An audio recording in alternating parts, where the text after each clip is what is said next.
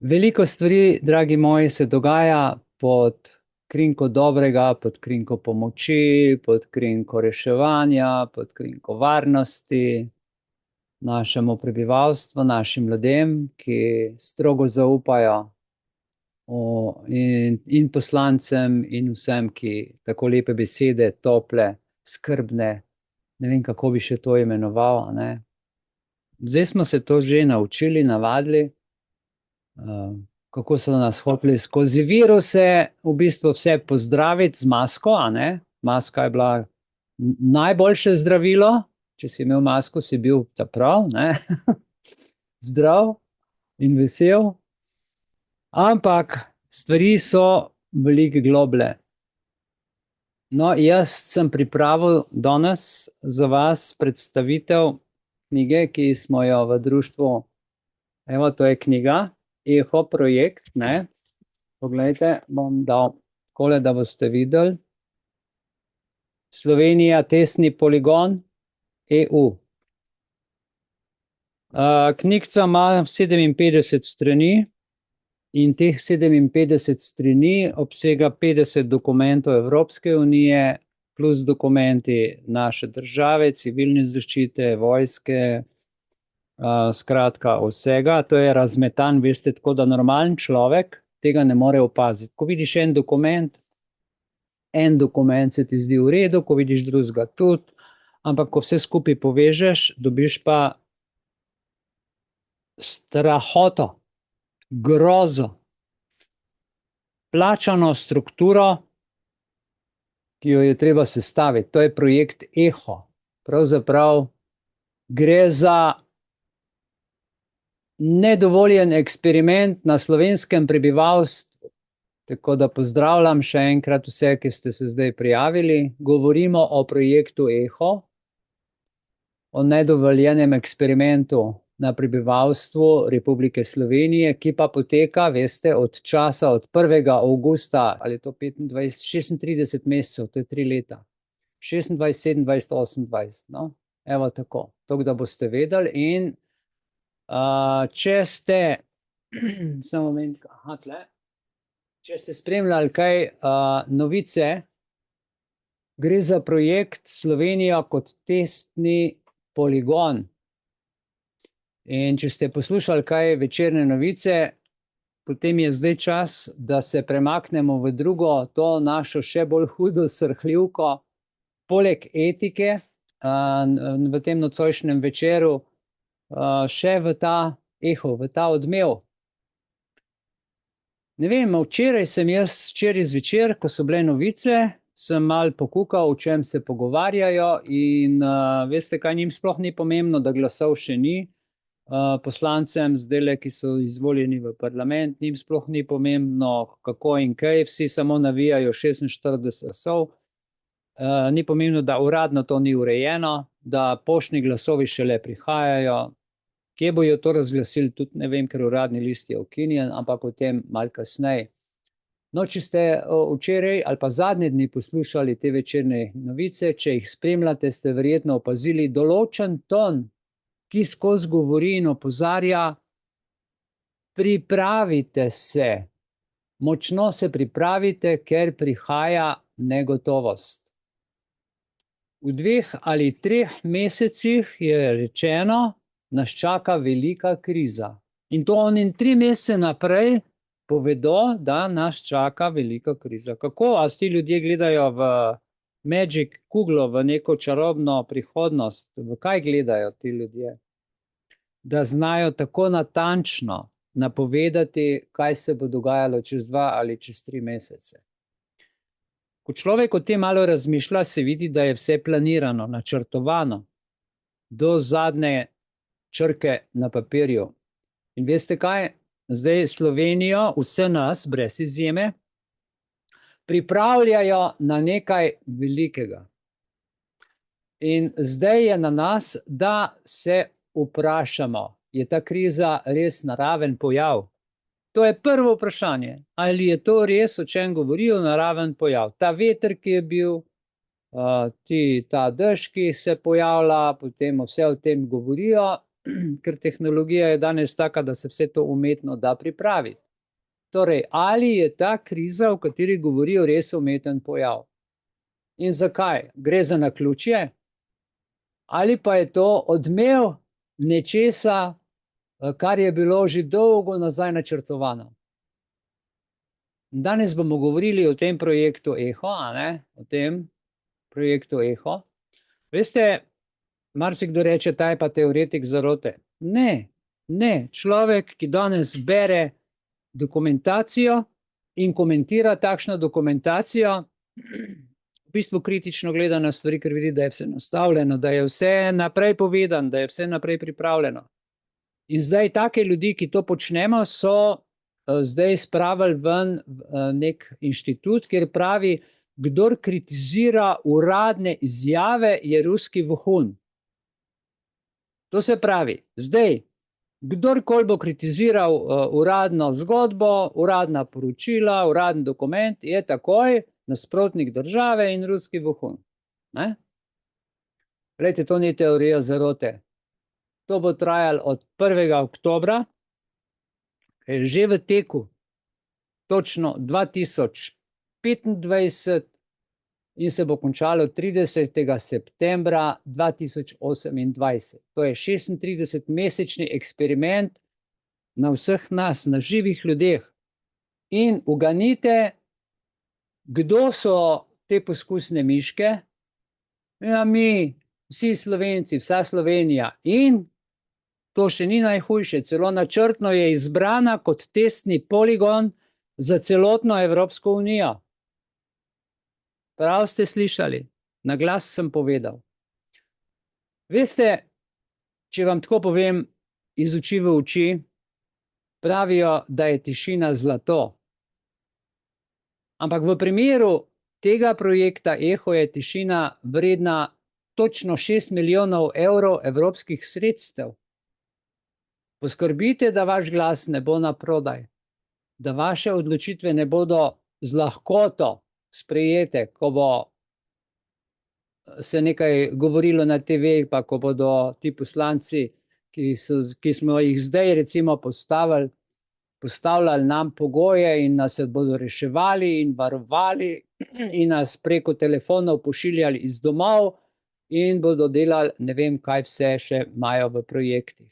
Pa kaj pravzaprav sploh je projekt EHO? Dobro, projekt EHO, to sem jaz popisal v tej brošurci, uradno se to sliši zelo fajn. Uradno se sliši Building European Resilience Ecosystem. Zelo fajn se sliši. Gradnja ekosistema odpornosti. In zdaj oni gradijo ekosistem odpornosti komu, koga ali zakaj, kakšna odpornost. Zato, da nas bodo nadzirali.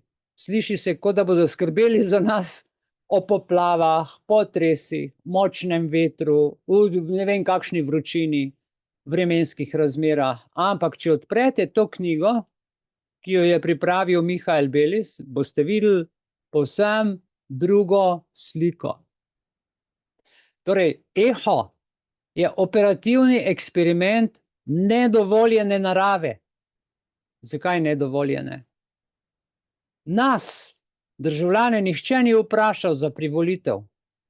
Namreč po 18. členu Ustave so znanstveni poskusi na ljudeh brez tuje privolitve, brez naše privolitve prepovedani. Celo tako daleč gre ta člen, da v 16. členu tudi v času izrednih razmer, tudi v času izrednih dogodkov, kjer pravice odvzamejo, so to nedotakljive stvari, tako v nobenem primeru, niti v enem, niti v drugem se te pravice ne sme dotakniti. In ti ljudje so si ravno to dovolili vzeti. Tukaj pa se na celotnem prebivalstvu v Republiki Sloveniji preizkušajo algoritmi, ki posegajo v naše telefone, piska, kadar se njim zljubi, na naših telefonih posegajo v našo zasebnost brez dovoljenja, posegajo v naše gibanje in kalibrirajo naše psihološko stanje. To se pravi, v tem testu gre za testiranje, kako se bo v določenih nesrečah, določenih napovedih, določenih umetno izzvanih nesrečah prebivalstvo odzvalo. In tega nihče ne pove odprto, da gre za projekt, nihče ne pove odprto, da smo testni zajci in Slovenija je idealna za to. Zakaj? Ker smo majhni. Zakaj? Zato, ker smo digitalizirani že od leta 2012 naprej. In kar je najbolj žalostno, naši politiki so nas izdali. Dobesedno so nas prodali za teh 6 milijonov evrov, kolikor je vreden ta projekt EHO. Za njih, za te naše, ki smo jih zdaj izvolili, in tudi za prejšnje, ki se zdaj etično žalijo, ki ne poznajo niti moralnih parametrov, za njih smo mi samo biološki parametri v algoritmu civilne zaščite, civilnega eksperimenta. Ampak tu govorimo, veste, o celem spektru ljudi, o celi Sloveniji. Govorimo o pošti Slovenije, o poštarjih, govorimo o gasilcih, govorimo o zdravstvenih delavcih, govorimo o športnikih, govorimo o policiji in še in še in še. Hkrati, poleg tega, kar sem zdaj navedel, civilne zaščite, so nam pripravili pa tudi normativni zlom. Kaj je normativni zlom? To pomeni, da izgine pravo. Pravo je izginilo kako? Izginil je uradni list. Zdaj pa pozor, in to je ključno. Od 1. marca 2026, torej to ni daleč nazaj, pred dnevi, Slovenija de facto ne deluje več kot suverena, ustavna država. Zakaj? Prišlo je do sistemskega izbrisa uradnega lista Republike Slovenije. In zdaj, ustava pravi, zakon velja le, če je objavljen v uradnem listu Republike Slovenije. Neodvisnem uradnem listu. Danes pa nam vlada ponuja PISRS, Pravno-informacijski sistem Republike Slovenije, ki je kot Google digitalni vmesnik za iskanje nekih pravnih zapisov, ki pa sploh nima ustavne podlage za razglasitev zakonov. In temu rečemo pravni samomor države. Pravni samomor države. Zakaj? Državljani smo država, ki postavimo vlado. Vlada je vedno politična. In če se ta uradni list, kot ga imenujejo zdaj, ki to sploh ni, nahaja na vladnem serverju v vladni zgradbi, pomeni, da to ni več državni uradni list, to ni več za ljudi. Ja, torej, zakoni se zdaj izvajajo pod krinko digitalne preobrazbe. V resnici pa smo od 1.3.2026 v ustavnem vakumu, brez zakonov. Dalje to pomeni, da sodstvo ne deluje, da več ni delitev oblasti. In tukaj zdaj pridemo do tistega famoznega hasha, o katerem sem jaz govoril, do digitalne praznine. To je kriptografski izraz, ki sem ga navedel v knjigi Izdaja Slovenije v oblaku, kjer je ključna direktiva Ministrstva za finance vsebinsko prazna. Ljudje verjamejo, da je nek zakon v veljavi, pa sploh ni več, ker mi smo 35 let vzgajani. Kako smo vzgajani? Vzgajani smo, da je uradni list, da so to zadeve objavljene, in zdaj, če boste šli na našo Facebook stran Mihael Belis, boste videli, ali pa v poročilih, če boste prebrali, se točno vidi, da uredba, ki je urejala objavljanje v uradnem listu Republike Slovenije, ne velja več, oziroma je veljala do 1.3. Od 1.3. naprej so pa rekli, da se zakoni objavljajo v PISRS, Pravno-informacijskem sistemu Republike Slovenije, in so to imenovali uradni list, ampak PISRS ni uradni list, ker je ukinjen. In tako smo prišli do gordijskega vozla. Ko hočeš videti pravno podlago te, bom rekel, ključne direktive Ministrstva za finance, kaj ti sistem vrne? Sistem ti vrne napako 403 forbidden, vstop nedovoljen. To pomeni, da država vlada na podlagi praznih obljub, praznih map, da vlada pravzaprav na nič, na nuli. Vlada na skritih digitalnih algoritmih. Vlada nam koda, ne pa več zakon. Vlada nam tisti iskalnik, ki sploh ni ne zakon, ne uradni list, ne uradna objava. Tretja stvar, ki se dogaja, je pa naša digitalna deportacija in Slovenija kot podjetje. Kam gredo naši podatki? V Virginijo, smo rekli že v prvem delu. Namreč, samo moment.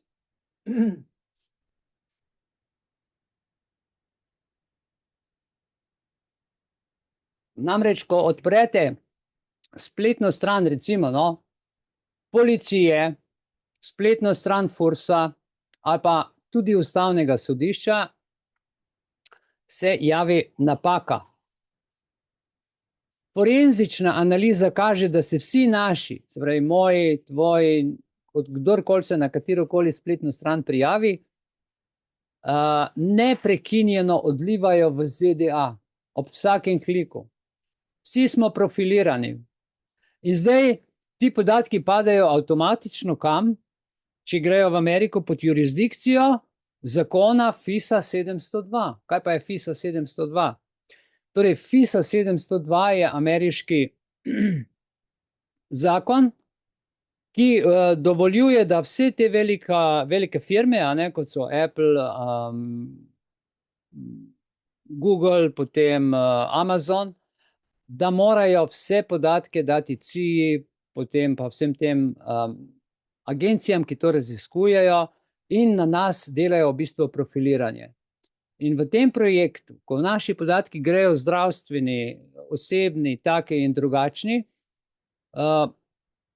v drugo državo smo mi, firma Slovenija, podjetje v likvidaciji.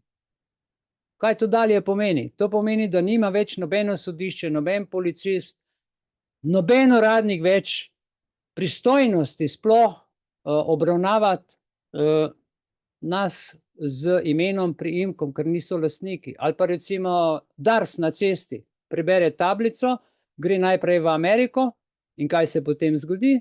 Šele iz Amerike pride sem kot profil, kot da nihče nima več niti pristojnosti ob tem, da so nas prodali, karkoli nas obravnavati. Namreč, državljani nismo več subjekt s pravicami, postali smo kaj? Artikli s QR kodo v prodajnem katalogu Digitalna Slovenija 2030.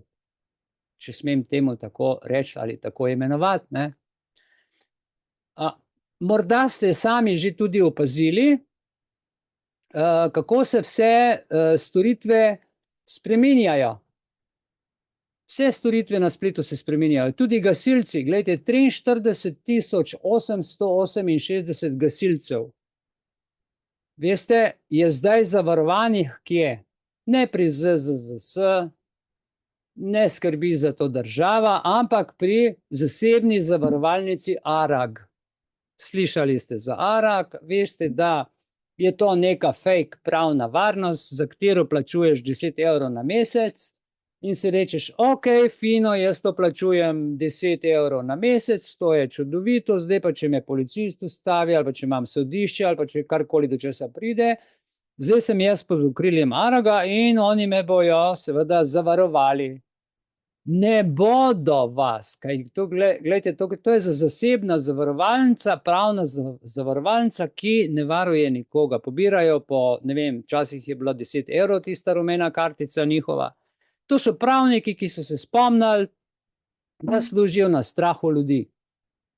In to je zasebno. In zdaj vsi ti gasilci, sploh država ne skrbi za njih, ampak je to pravna firma, kjer potem, če bi državljan tožil enega gasilca, pade ves strošek iz 26. člena Ustave Republike Slovenije na koga? Na gasilca samega. Tako da uradni list, zakoni, o katerih govorijo, več ne obstaja. ARAK je samo megla in tolažba gasilcem, da ne posumijo, da gre za prevaro.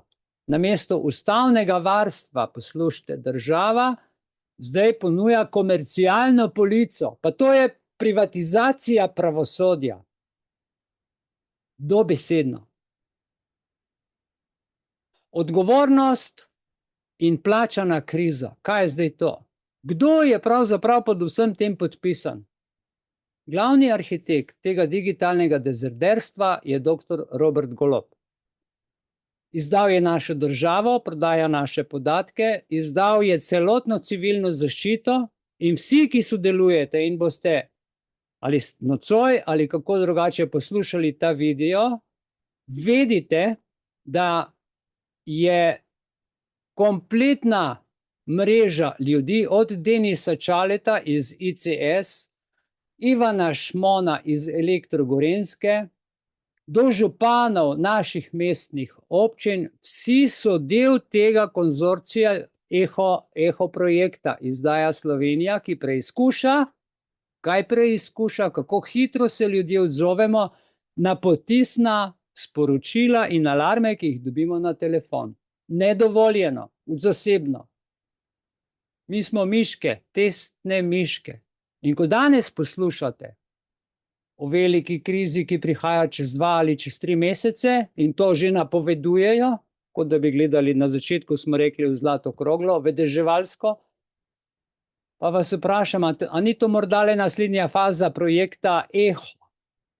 Projekta EHO, se pravi, naslednja faza, to gre za pilotni scenarij, kjer bodo preverjali tako imenovano odpornost. Čigava odpornost? Odpornost prebivalstva. In glejte, kriza, ki je plačana z evropskimi sredstvi, to je tako kot kmetje, ki dobivajo evropske sredstva. Poglejte, kam so danes prišli.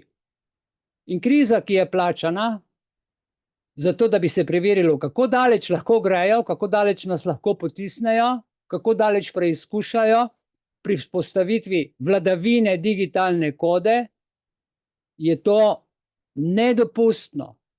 Vladavina prava je umrla. In zid molka so pa milijonski interesi v ozadju in zato se tako borijo za te politične stolčke. Zdaj pa vprašanje za 1 milijon evrov oziroma za 6 milijonov evrov, kolikor je pač vreden ta projekt. Zakaj o tem nihče ne poroča? Zakaj o tem govorimo samo v društvu Belis v Republiki Sloveniji? Zakaj, na primer, o tem ne govori Večer, Dnevnik? Zakaj ni v Odmevih? Zakaj ni v osrednjih medijskih poročilih? Ne slišite nikjer o digitalni deportaciji, nikjer ne slišite o projektu EHO.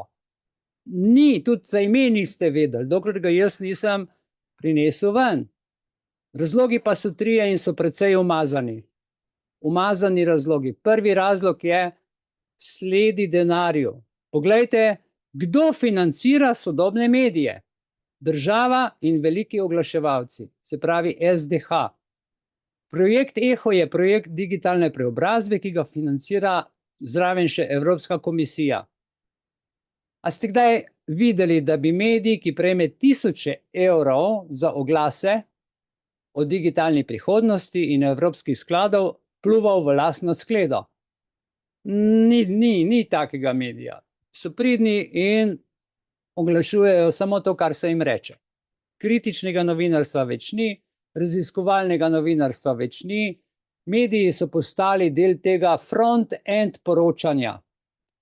In če nekdo podvomi v to zgodbo, je takoj, ne vem, označen za ne vem kaj. naloga medijev ni več informiranje, ampak priprava terena. Oni nas pripravljajo na krizo, ne pa opozarjajo na njene resnične vzroke. In tukaj je v bistvu največja napaka, največji problem.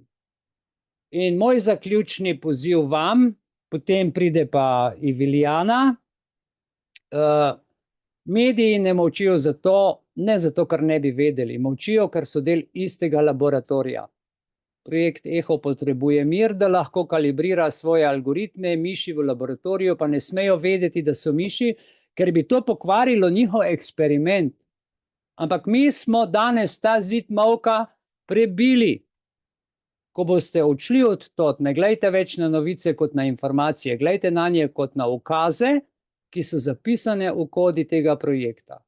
In naša moč je, da o tem govorimo in vemo, da razumemo, da kriza, ki jo napovedujejo, ni nesreča, ampak pilotni scenarij.